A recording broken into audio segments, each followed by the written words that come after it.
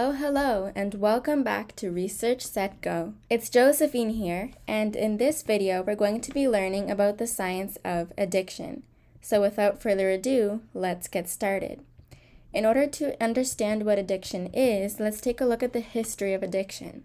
So addiction started to gain attention from the scientific community in the 1930s. And at the time, many people believed that addicts had moral flaws and a lack of willpower. But today, the definition has changed. According to Falco, addiction is a medical disorder that affects the brain and changes behavior.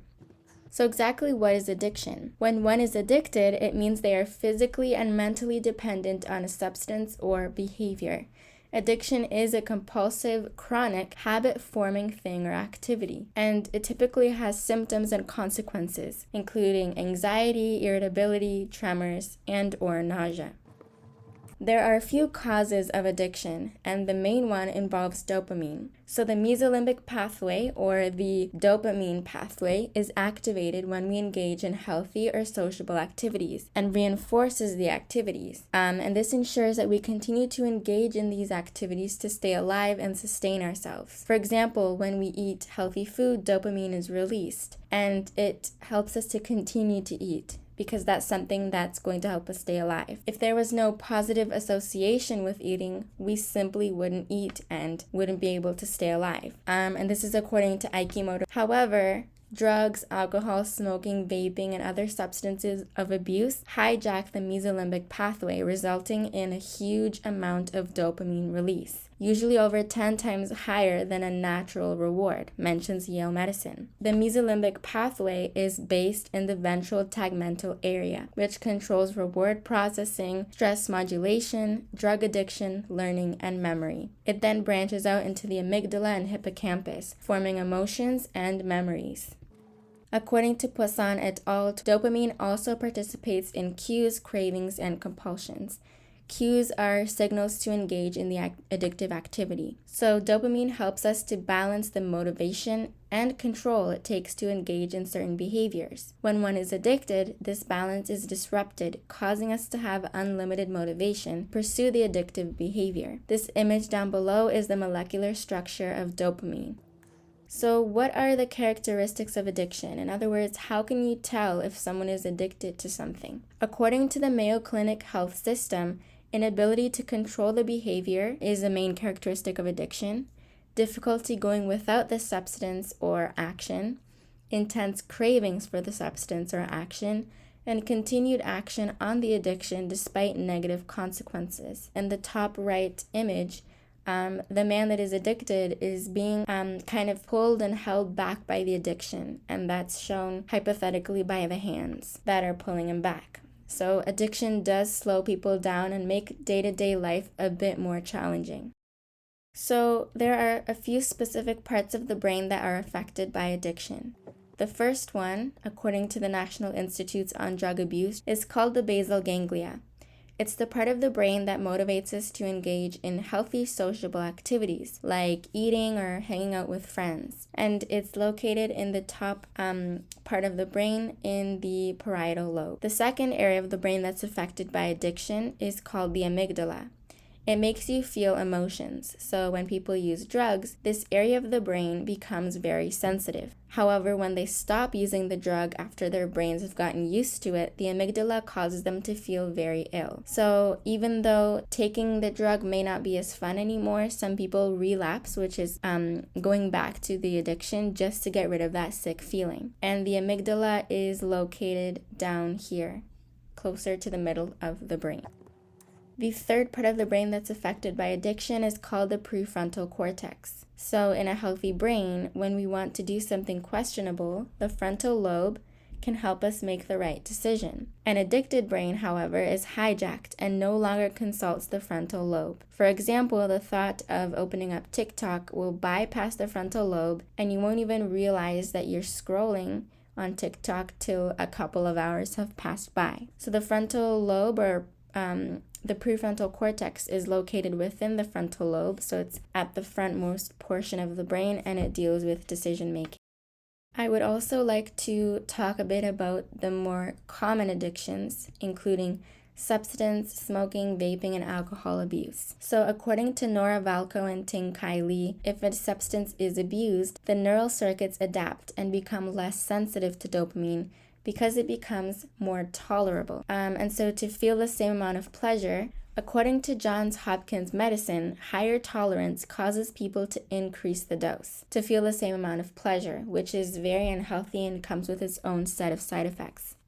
Drugs, substance, smoking, vaping, and alcohol abuse come with medical issues and potentially death. Those medical problems include heart disease, cancer, lung problems, and mental health conditions like depression and anxiety. According to Boyle, addiction can cause problems with focus, memory, and learning, as well as decision-making and judgment. When one is addicted, taking drugs is no longer a conscious, rational decision. It's simply driven by habit. One might not necessarily want to take that drug, but they've become so attached to it because of how their brains are wired that they end up doing it. And drugs, smoking, vaping, alcohol all interfere with how neurons send, receive, and process signals using neurotransmitters. So with that being said, this contradicts the belief that people with addictions are simply making bad choices. It is truly difficult to break the cycle, but there are some things that we can do to end addictions. Before I get to that, I want to touch on addiction in teenagers, because teenagers are more susceptible to any addiction than adults. Especially when it comes to drugs, they interfere with major brain development, which usually occurs during adolescent years. So if a teen is experimenting with these things, they might be missing out on important brain development. And it's usually more difficult for teens to control their addictions because their maturity and self-control has not reached its full potential. According to Valco and Baylor, addiction has a significant hereditary component. So some teens and adults as well in general are genetically and psychologically predisposed to getting hooked and addicted to things. But it's more common for teens because they have higher neuroplasticity, which I spoke about in a previous video. So conditions that make it easier for people to get addicted to anything really include high stress, depression, anxiety, impulsivity, rebelliousness, and lack of parental supervision. If a child or a teen grew up exposed to these things, they are more likely to pick up that habit, especially as neuroplasticity is at its high. So this is not to say that if you have been diagnosed with any of these things, you will get addicted to something. It's just avoiding these things can make it easier not to get addicted to anything, whether it's smoking, vaping, drugs, and so on. So let's talk about the more positive part, ending addiction. So medication is probably the most common way that addictions end, and that's because they can facilitate healthy brain changes by helping people to cut down or quit their addiction. For example, naltrexone is a medication used to treat alcohol and opioid dependence, and this is according to Oslin and Grant. I also want to point out that this video is for educational and informational purposes only and should not be a replacement for professional medical advice. So if you need help with something like this, speaking to a medical professional and taking medication in a controlled manner is really the right way to go. So even for those that have successfully quit their addiction, there's always a risk of the addiction returning, which is called a relapse. And I wanted to point out that certain medications can get people addicted. So again, it's really important to take the appropriate precautions. According to Health Canada, there are a lot of resources that can be used by people with addiction problems to end this abusive cycle, including drug rehab services, Smart Recovery, and the National Overdose Response Service. And so taking advantage of those will really make the process easier, as well as changing the environment around you. So try to move away from things and places that remind the person of what they're addicted to. For example, if I'm addicted to social media and my phone is always on me or near me, I'm more likely to act on that addiction compared to if I tuck it away somewhere. So kind of out of sight, out of mind. And then finally, create a support network. Have a group of people that you can trust and you can count on to help you get through this journey, because social connection is something that we all crave as humans, even though we may express it differently. And social connection will always be stronger than the hold that addiction can have on anyone. I would like to thank you so much for watching. Please subscribe if you learned something new. All of the resources I use are in the description down below if you'd like some further reading. And yeah, see you next time. Bye!